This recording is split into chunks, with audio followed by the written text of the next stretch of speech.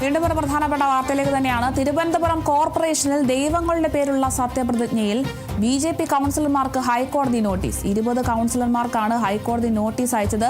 സത്യപ്രതിജ്ഞ റദ്ദാക്കണമെന്നാവശ്യപ്പെട്ട് CPIM നേതാവ് SP ദീപയ്ക്ക് നൽകിയ ഹർജിയിലാണ് കോടതിയുടെ നടപടി. ഹർജി ഫയൽ സ്വീകരിച്ച ഹൈക്കോടതി ദൈവനാമത്തിൽ സത്യപ്രതിജ്ഞ ചെയ്യുന്നതിന് പകരം ദൈവങ്ങളുടെ പേരിൽ എങ്ങനെ സത്യപ്രതിജ്ഞ ചെയ്യാൻ കഴിയുമെന്ന് ചോദിച്ചു. തുടർന്ന് 20 കൗൺസിലർമാർക്ക് നോട്ടീസ് അയക്കുകയായിരുന്നു.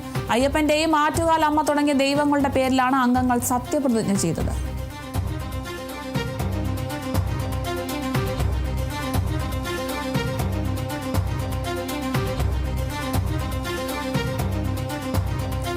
തിരുവനന്തപുരം കോർപ്പറേഷനിൽ നിന്നാണ് ഈ ഒരു വാർത്ത എത്തുന്നത്. ദൈവങ്ങളുടെ പേരിലുള്ള സത്യപ്രതിജ്ഞയിൽ BJP കൗൺസിലർമാർക്ക് ഇപ്പോൾ ഹൈക്കോടതി നോട്ടീസ് നൽകിയിരിക്കുകയാണ്. 20 കൗൺസിലർമാർക്കാണ് ഹൈക്കോടതി ഇപ്പോൾ നോട്ടീസ് അയച്ചിരിക്കുന്നത്. സത്യപ്രതിജ്ഞ റദ്ദാക്കണമെന്നാവശ്യപ്പെട്ട് CPIM നേതാവ് SP ദീപയ്ക്ക് നൽകിയ ഹർജിയിലാണ് കോടതിയുടെ ഈ ഒരു നടപടി തന്നെ. ഹർജി ഫയൽ സ്വീകരിച്ച ഹൈക്കോടതി ദൈവനാമത്തിൽ സത്യപ്രതിജ്ഞ ചെയ്യുന്നതിന് പകരം ദൈവങ്ങളുടെ പേരിൽ എങ്ങനെ സത്യപ്രതിജ്ഞ ചെയ്യാൻ കഴിയുമെന്നൊക്കെയാണ് ചോദിക്കുന്നത്. തുടർന്ന് 20 കൗൺസിലർമാർക്ക് നോട്ടീസ് അയക്കുകയായിരുന്നു. അയ്യപ്പന്റെയും ആറ്റുകാൽ അമ്മയുടെയും ഒക്കെ പേരിലാണ് അംഗങ്ങൾ സത്യപ്രതിജ്ഞ ചെയ്തത്.